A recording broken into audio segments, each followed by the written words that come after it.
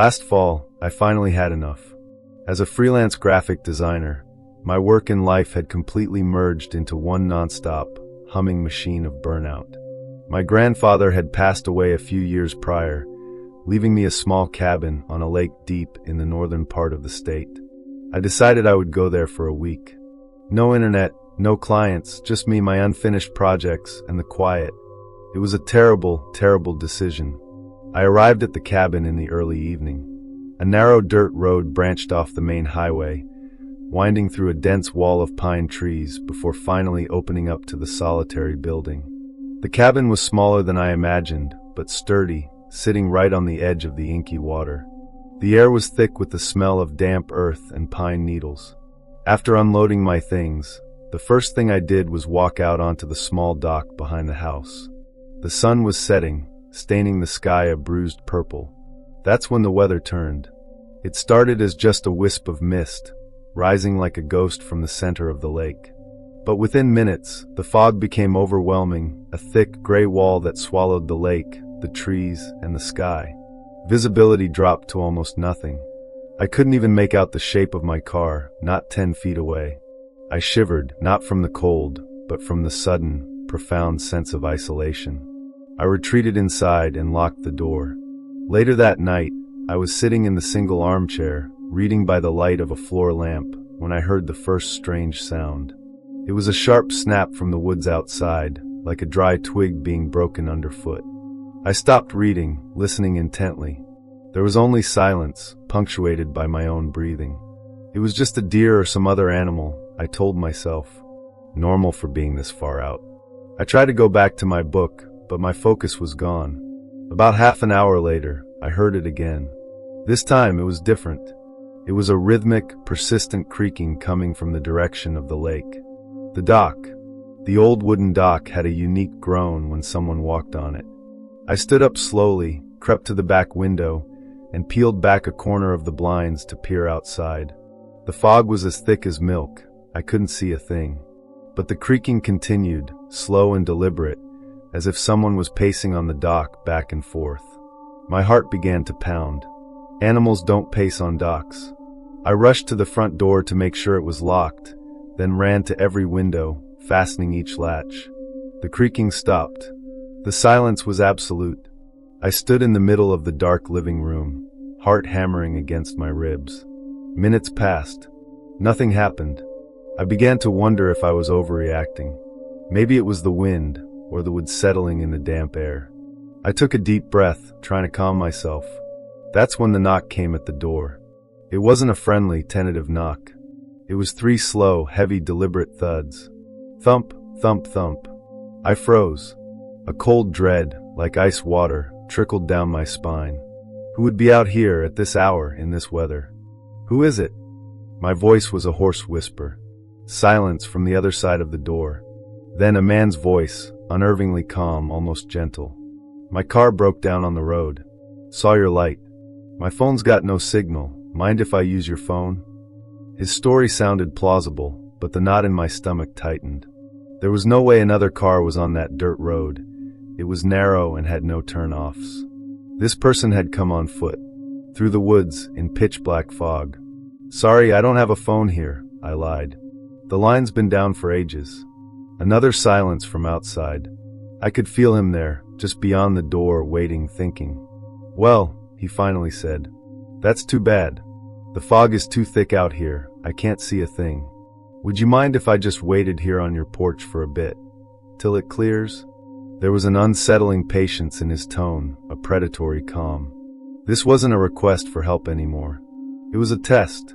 He was trying to see how easily I could be persuaded, how easily I would yield. No, I said, my voice as firm as I could make it. You need to leave. This time, he didn't answer. I held my breath, staring at the door. I expected him to knock again, to shout. But he didn't. I heard a faint shuffling sound, and then nothing. Was he gone? I tiptoed to the side window and carefully looked out. I saw nothing. I let out a breath, but the relief was temporary. I decided I would leave at first light. I spent the rest of the night awake, sitting in that armchair, clutching a heavy iron fireplace poker. As dawn broke, the fog finally began to recede, revealing a gray, wet world. A wave of exhausted relief washed over me. I grabbed my car keys and opened the front door. I stopped dead. All 4 of my car's tires were flat, neatly slashed. The bulb from the porch light had been unscrewed and placed on the doormat. This wasn't random. This was planned. He didn't want me to leave. Panic seized me. I scrambled back inside, locking the door again. I was trapped. I began frantically searching for anything else I could use as a weapon. And that's when I heard the sound of shattering glass. Not from the front, but from the back of the house. The small window in the kitchen. Gripping the poker, I hid behind the wall of the doorway leading into the kitchen. I could hear him clumsily climbing through the window, shards of glass crunching under his boots. Then footsteps, slow and heavy, moving through my small cabin. He was hunting me. He walked into the living room. I risked a peek around the corner. He was a tall man, dressed in a dark hoodie pulled low over his face. He was holding a crowbar. My breath caught in my throat. He stopped, tilting his head as if listening. He knew I was there. Suddenly, his head snapped in my direction. Our eyes met.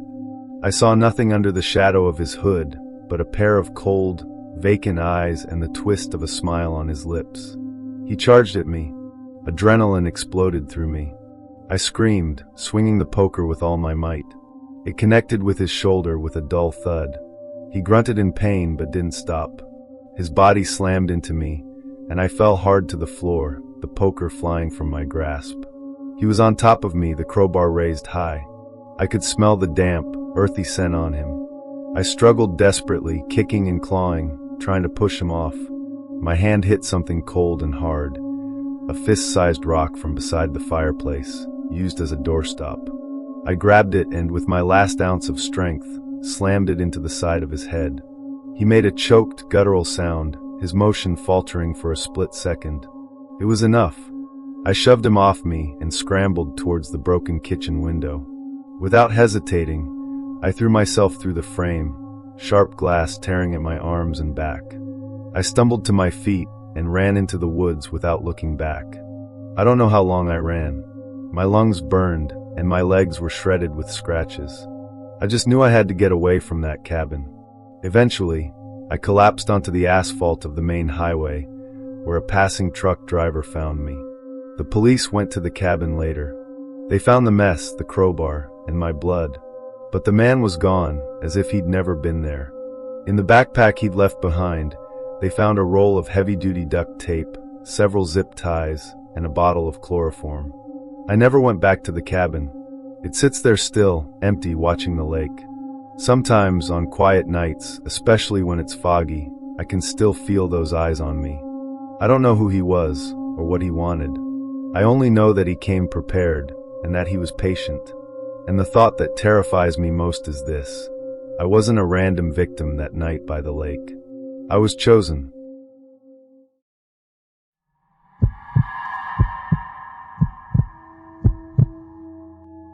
This happened during the summer of my junior year of college. Even now, thinking about it, a cold knot still twists in my stomach. To earn some extra money and get a change of scenery, I agreed to house sit and look after my retired professor's dog for 2 weeks. His house was located by a lake, surrounded by a quiet, wooded area, a beautiful 2-story home with a large yard that backed up directly into a dense forest. For me, it was paradise, quiet, a place to focus on my reading, with only a golden retriever named Leo for company. The first few days were perfectly pleasant. During the day, Leo and I would play in the yard or walk along the nearby trails. At night, I'd curl up on the couch with takeout and watch Netflix. The professor's house was well insulated, and with no close neighbors, the absolute silence was, at first, relaxing. The strangeness began on the 4th day. I was grabbing the mail that afternoon when I noticed a small, neatly folded piece of paper on the welcome mat. I assumed it was a flyer and picked it up. When I opened it, there was nothing inside. It was just a blank sheet. I didn't think much of it, figuring it was a prank or just a piece of trash blown in by the wind, and tossed it into the bin. But that night, Leo started acting strangely. He would stare out at the woods behind the house and let out a low growl for no reason, the fur on his back standing on end. I'd turn on the backyard floodlights, but there was never anything there but the rustling of leaves in the wind. I'd calm him down, telling him, "It's okay," but a tiny seed of unease had been planted in my mind.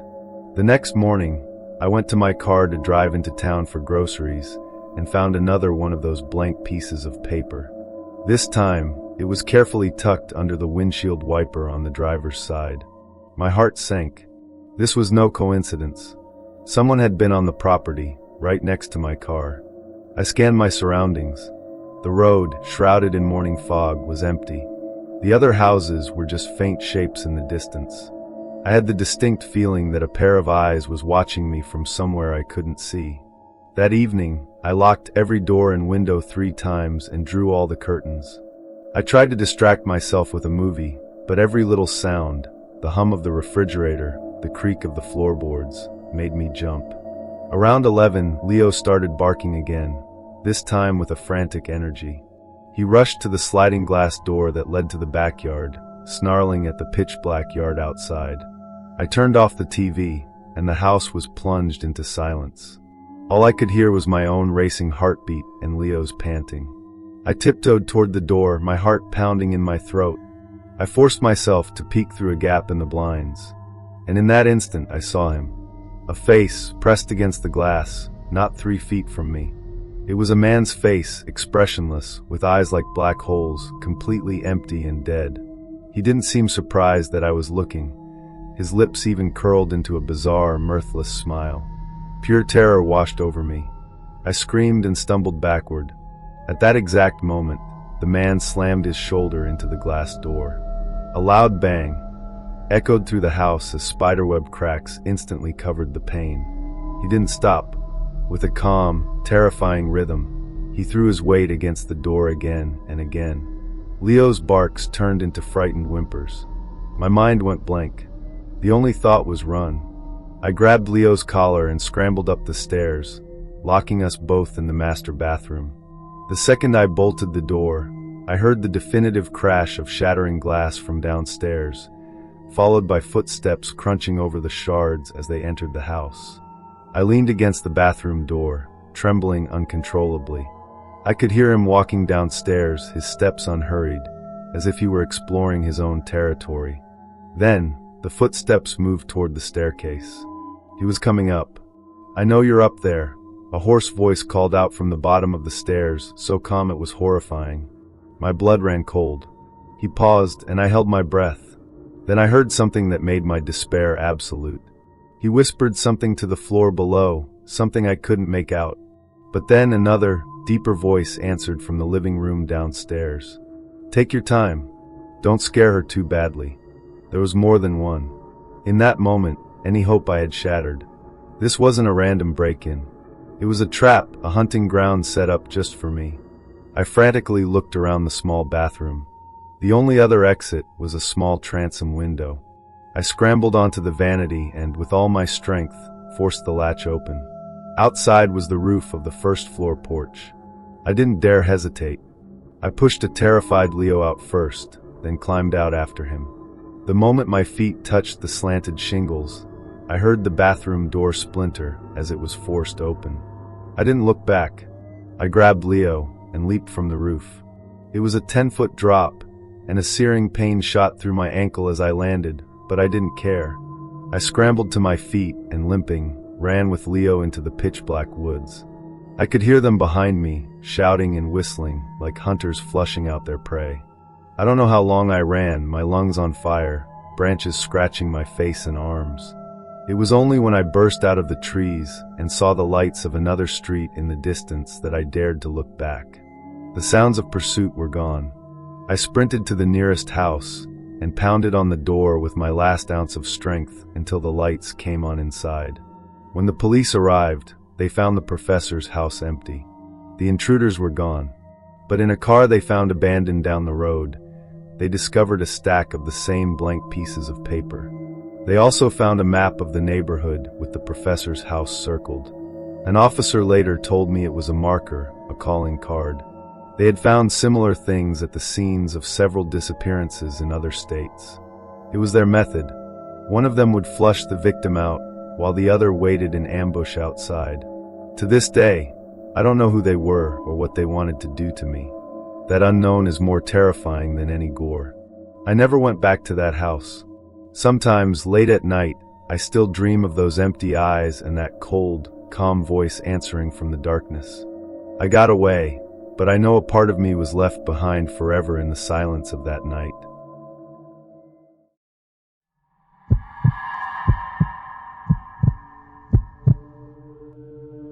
Last summer, I was trying to get away from the city for a bit, so I booked this small cabin right on the edge of Lake Cascade in Idaho. It wasn't fancy, just a simple place with a dock and a pretty good view of the water. I figured I'd spend a few days fishing, reading, just chilling out. The first day was fine.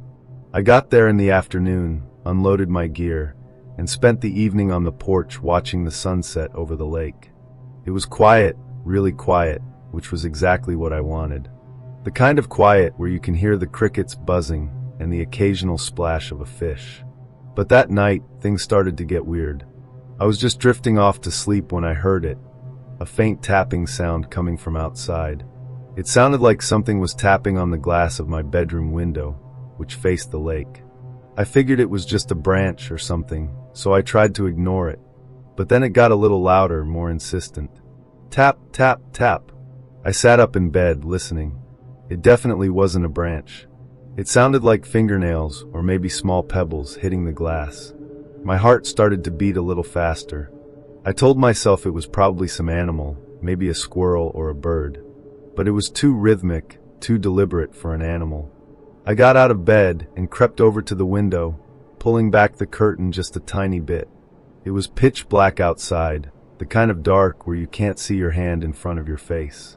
I peered out, trying to make something out, but there was nothing. Just the deep shadows of the trees and the faint glint of the lake. The tapping stopped. I stood there for a few minutes, straining my eyes, trying to see anything. When nothing happened, I figured I was just being paranoid.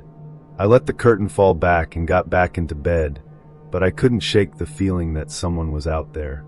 The next morning, I woke up early. The sun was just coming up, and the lake was still and peaceful. I went out onto the dock to cast a line, and that's when I saw it. On the wooden planks of the dock, near where my bedroom window would have been, there were several wet footprints. They were bare footprints, small and oddly shaped, like a child's, but elongated. They led from the edge of the lake, right up to the cabin, and then disappeared into the grass. My blood ran cold. There hadn't been any kids staying in the cabins nearby, and I definitely hadn't gone out onto the dock barefoot in the middle of the night. These weren't my footprints. I rushed back inside, locking the door behind me. I felt a knot of dread tightening in my stomach. Who had been out there? And why were they tapping on my window? I spent the rest of the day feeling uneasy. I tried to go fishing, but I kept looking over my shoulder, scanning the tree line, checking the lake. Every rustle of leaves, every splash in the water made me jump. I even drove into town for lunch, just to be around other people. When I got back to the cabin that evening, the feeling of being watched was even stronger. I kept the curtains closed and all the lights on. I tried to convince myself it was nothing, just a weird local kid or something. Around midnight, I was sitting in the living room, trying to read, when I heard it again. This time, it wasn't just tapping. It was a scratching sound, slow and deliberate, coming from the front door. Scrape, scrape. It sounded like something was dragging its nails across the wood. My heart pounded in my chest. I froze, holding my breath, listening. The scratching continued, then paused. Then it started again, moving from the door to the wall next to it, getting closer to the living room window. I grabbed my phone, ready to call 911. Every fiber of my being screamed at me to stay away from the window, but I couldn't resist. I had to see. I crept over to the large picture window, which overlooked the front porch. Slowly, cautiously, I pulled back a corner of the curtain, and then I saw it. Standing on my porch, facing the house, was a figure. It was tall and slender, almost gaunt, its skin a pale, sickly white. Its limbs seemed too long, too thin. Its head was tilted at an unnatural angle, and I couldn't make out any clear features, just two dark, hollow spots where eyes should have been, staring directly at me through the glass. It wasn't moving, just standing there, absolutely still. A low, guttural sound, like a wet cough, came from its direction. And then slowly, its arm began to rise, its fingers, impossibly long and thin, reaching out towards the glass. I could see the dark, crusted nails, sharp and pointed. I dropped the curtain and stumbled backward, my heart racing, a choked scream caught in my throat. I didn't wait. I didn't think. I just grabbed my car keys and ran. I fumbled with the lock, my hands shaking so badly I almost dropped them. I burst out the back door, practically throwing myself into my car. I jammed the key into the ignition, my hands trembling so much I could barely turn it. The engine sputtered once, twice, then roared to life. I threw it into reverse, backing out of the driveway, gravel spitting from beneath the tires. I didn't look back. I just floored it, tearing down the winding dirt road, away from that cabin, away from Lake Cascade. I drove for hours, not stopping until the sun was high in the sky, and I was miles from anywhere near the lake. I never went back to that cabin, never called the host. To this day, I have no idea what that thing was or why it was there. But sometimes, when I'm alone in the dark, I can still see those two hollow spots staring at me, and I can hear that faint, persistent tapping, as if something is still trying to get in.